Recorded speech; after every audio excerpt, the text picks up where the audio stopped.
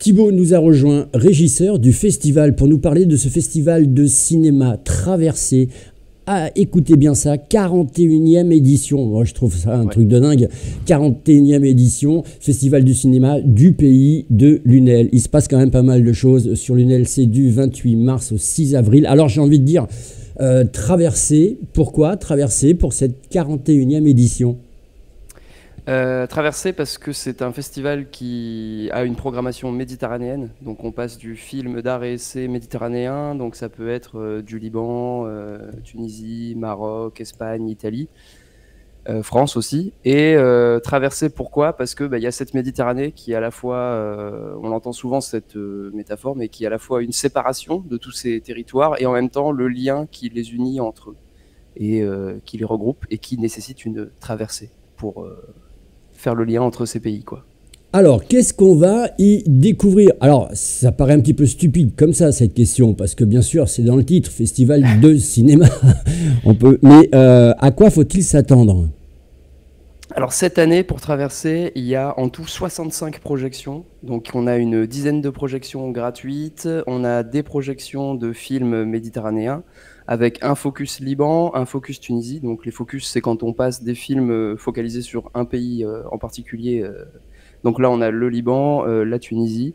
On a Méditerranéo, qui est notre programmation principale, qui revient tous les ans avec une vingtaine de films méditerranéens.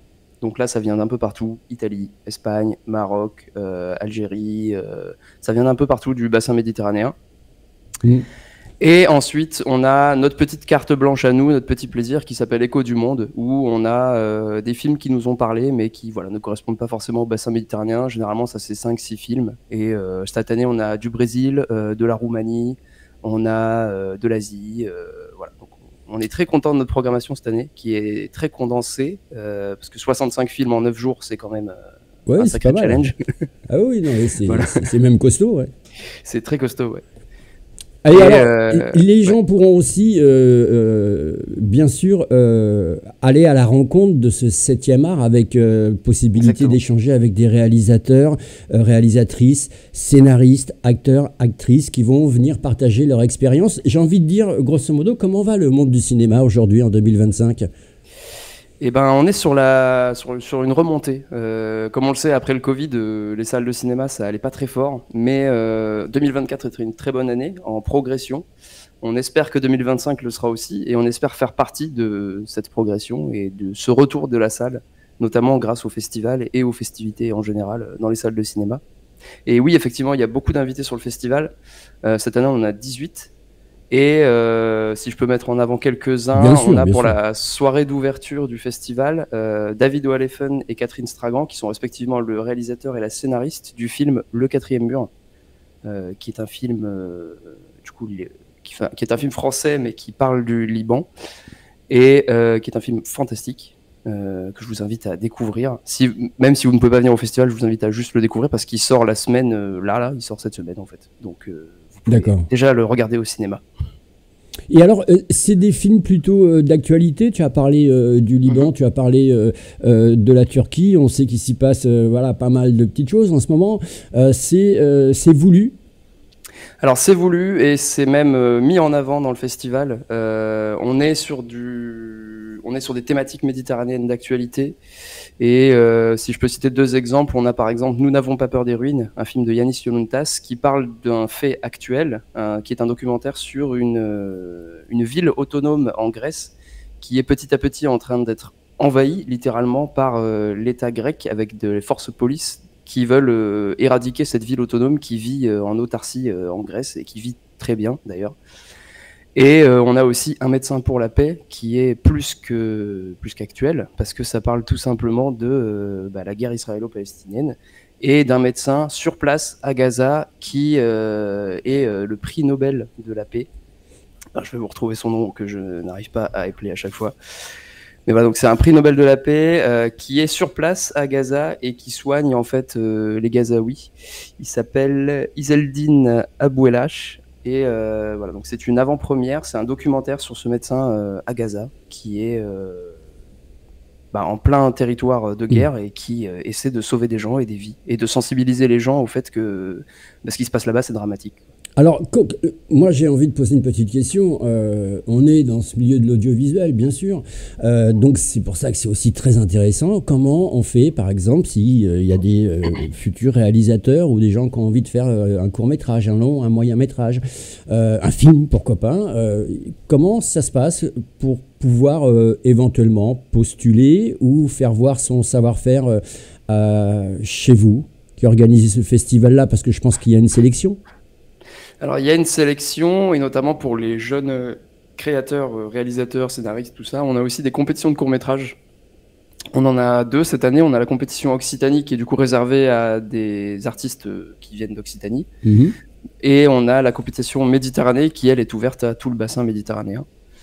Donc ces 2 compétitions ciblent des gens quand même assez différents. Dans la compétition Occitanie, on est plus amateur, parce que notre but c'est un peu de ramener des jeunes de la région qui créent des films, des premiers films sur le festival, et de les récompenser en les encourageant à aller faire d'autres films, avec des bons d'achat, de location de matériel, de costumes ou des choses comme ça dans des partenaires, dans des magasins partenaires. Et la compétition méditerranéenne, elle est plus fixée sur des gens qui sont déjà quand même plutôt professionnels, déjà distribués avec des boîtes de production et qui produisent du court-métrage déjà depuis quelques années. Alors, il y a aussi quelque chose qui est très intéressant. Alors déjà, si les gens veulent en savoir un petit peu plus sur ce festival de cinéma, mais pas que, parce que je pense que derrière, il peut y avoir des choses autres aussi à partager. Vous avez un site internet, vous avez une page Facebook, vous avez quelque chose comme ça ?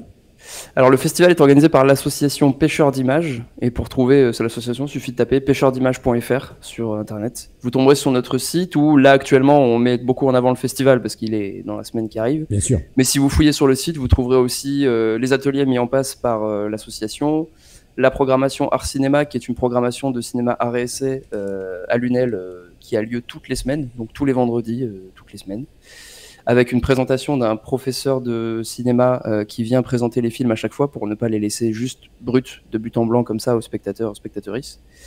Et donc des ateliers, des projections art cinéma, le festival du coup traversé, et tout au long de l'année, il y a aussi des séances en plein air gratuites, des séances de cinéma exceptionnelles. Voilà. Donc c'est vraiment une association d'éducation à l'image qui a pour but de justement montrer ce cinéma un peu plus art et essai, indépendant, à un public qui est pas forcément toujours enclin à aller voir ça au cinéma, et qui pourtant à chaque fois qu'il sort du festival ressort avec un grand sourire et nous dit qu'ils ont passé un très bon festival à regarder tous ces films.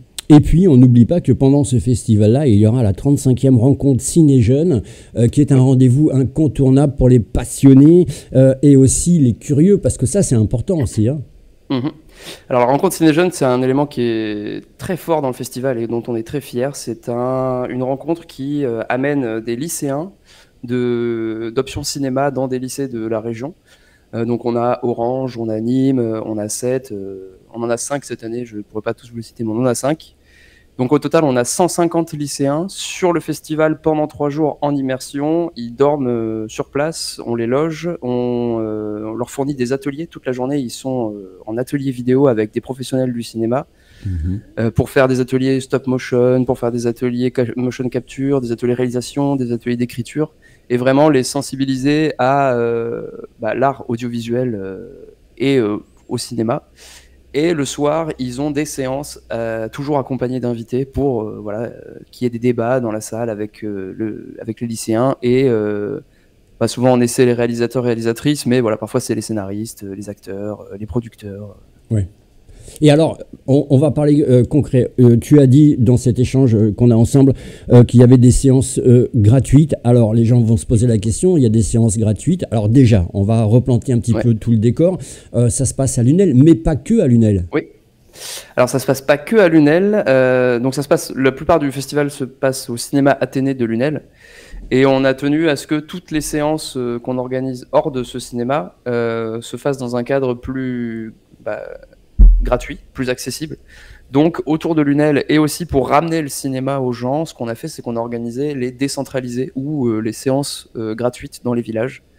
Donc chaque année, on organise dans les villages autour de Lunel des séances gratuites pour les spectateurs et spectatrices de ces villages. Donc là, cette année, on a 9 séances au total dans ces villages. Et on passe des films souvent en partenariat avec les communautés de communes de ces villages qui nous disent ah ben on a tel film qui intéresse beaucoup les élus, on aimerait bien passer celui-là, on sait que les gens veulent le voir dans le village. Donc cette année on passe par exemple Interdit aux chiens aux Italiens, Borgo qui a eu le César de la meilleure actrice cette année. On passe Rennes, L'affaire Nevenka, Il reste encore demain, La nouvelle femme.